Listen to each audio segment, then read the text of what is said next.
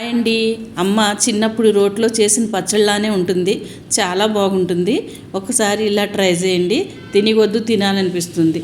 ఈ పచ్చడికి ఉల్లిపాయ ఎక్కువ వేసుకుంటే చాలా రుచిగా ఉంటుంది.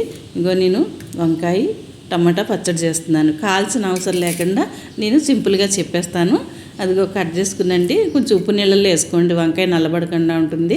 ఆయిల్ పోసిన తర్వాత ఒక స్పూన్ ధనియాలు, ఒక స్పూన్ మినపప్పు అవి వేగిన తర్వాత తీసేసుకోండి. అలాగే ఆ ఆయిల్లోనే 4 పచ్చిమిరపకాయలు, మీకు కారం ఎంత పడితే అంత వేసుకోండి. మీరు తినగలిగినంత కారం వేసుకోండి. నేను ఇంత తక్కువ కదా, తక్కువ వేస్తున్నాను. అలాగే అదే వంకాయ ముక్కలు కూడా వేసి బాగా మగ్గనివ్వండి ఆ ఆయిల్లోనే. అవి కూడా బాగా మగ్గిన తర్వాత ఒక టమాటా ముక్క, అది కూడా బాగా మగ్గిపోయిన తర్వాత కొంచెం కొత్తిమీర, కరివేపాకు రెండు కూడా బాగా మగ్గిన తర్వాత తీసేసిన తర్వాత ఇందులోనే కొంచెం చింతపండు, మీకు పులుపు ఎంత తింటారో అంత వేసుకోండి. అలాగే 2 ఎల్లుల్లిపాయ రెబ్బలు, అలాగే తగినంత ఉప్పు. దీంట్లోకి జీలకర్ర కూడా ఒక స్పూన్ వేసుకోండి, బాగుంటుంది జీలకర్ర.